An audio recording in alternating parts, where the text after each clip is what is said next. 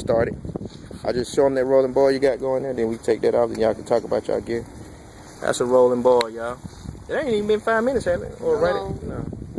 Take your machete and get it up off of there.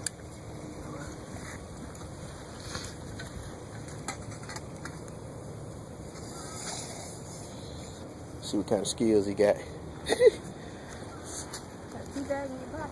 Teabag? Hickory smoked green tea. Well, we just field tested some of our survival camping emergency equipment. We had some good results with this cold steel machete, and it worked very well. It needs to be sharpened, and it still did a pretty good job. The blade is not extremely thick. It can be used to hammer and so on and so forth. It's solid enough to do that. We actually use it as an axe to split up some of our wood pieces and put some pressure on it by knocking it to split it. And chop the pieces straight up. The Coleman shovel from Walmart, on the other hand, did not work very well at all. It failed miserably. One, it's very loose. You can see it rattling and shaking here. Two, the locking nut kept on releasing. You know, as tight as you could get it, it would release and then just continue to spin like this. It's supposed to be locked at this point, and as you can see, I'm just continuing to spin that thing, and it's not really doing what it needs to do. So, see, continuing to spin it. So this is probably just made to dig, you know, real loose soil, but to do some of the other applications, you know, like chopping, sawing, they have the saw teeth on here, but it seems like it's really just for show because they rounded them off. You still have to file them down in order to get them to really saw properly. We did utilize it to saw, and we got a little bit of a saw going with it, but it really it's not effective as it, you know, as it really could be. Because maybe some of the other shovels out there. I got it because it was compact and light, and you could fold it up into 3 sections like this, you know, and basically be able to carry it in a go kit, put it in a little kit, but ultimately it's falling apart. And see, as you can see right here, it's coming apart right there. This part is just come off of the locking nut, which, you know, that's definitely not supposed to happen. So this is the point of testing our equipment. Basically, we also did. You want to explain that, baby? Well, let's tell them about the wire saw, and let's tell them about what she just did. Your lady's so smart. She ran out there and got some teeth. You smelled it as soon as you dropped the needles. You probably didn't smell it because it was in the wind. Yeah. I smelled the pine. Show them what you just did. Show them what you just. She be improvising. I missed that. Go ahead, baby. You know, I had to sneak off while you was on camera talking. You know, I think about food and beverages. That's a good woman. Now she thinking about keeping them fed and I like to stay happy at the same time as surviving. You know what? We gotta survive all the time. Real just talk. Relax. Yeah. So, the water that we just brought to a rolling boil, about a little fire that we just made, as it stayed hot and still steaming, I had a desire for tea, so I went and got the pine leaves, which has a lot of vitamin C. Yeah.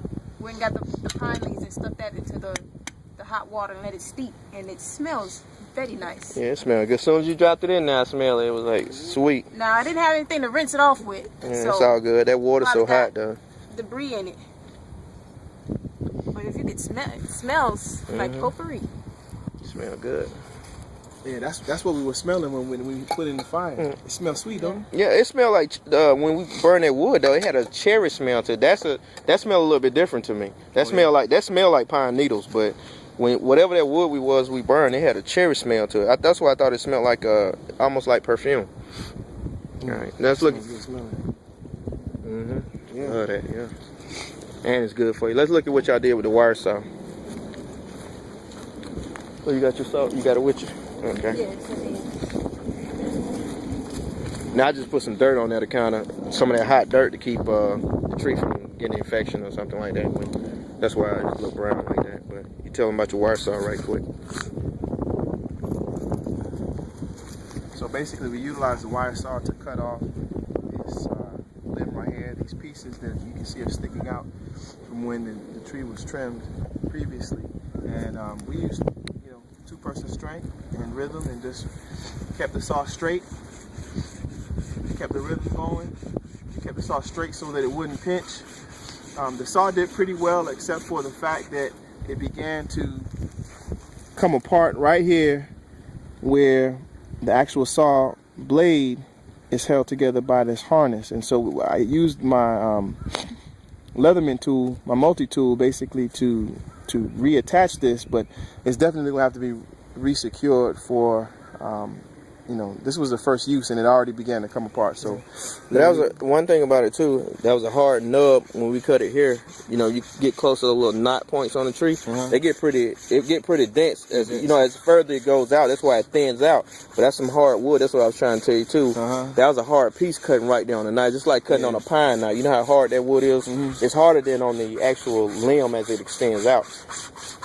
Just like your muscle in your you know, in your shoulders, they get As you get more denser. You know, as they get toward the joint point. All right, y'all, and that's how it works. And I'm gonna cut it at try to keep it at 6 minutes. And I appreciate y'all. Anything else you want to say? we actually used some cotton balls, one with some petroleum jelly on it, and it lasted for a very long time and got the fire really, really hot in comparison to another cotton ball that didn't have any petroleum jelly on it.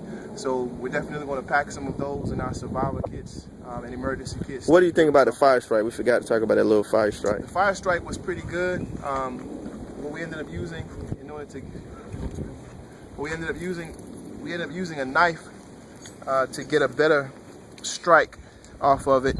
And once you get the first little oxidized part off, I think it works a little better. You're able to, you know, get a better, you know, fire off of it. Yeah. You can also use that part, but I used the back of my knife and it worked pretty well also. Okay. All right, y'all. It's cold out here, and they still get out here. This is tough later right here, boy. I tell you, you chose right, man. You chose well. All right. Peace out, y'all. Peace. Safo.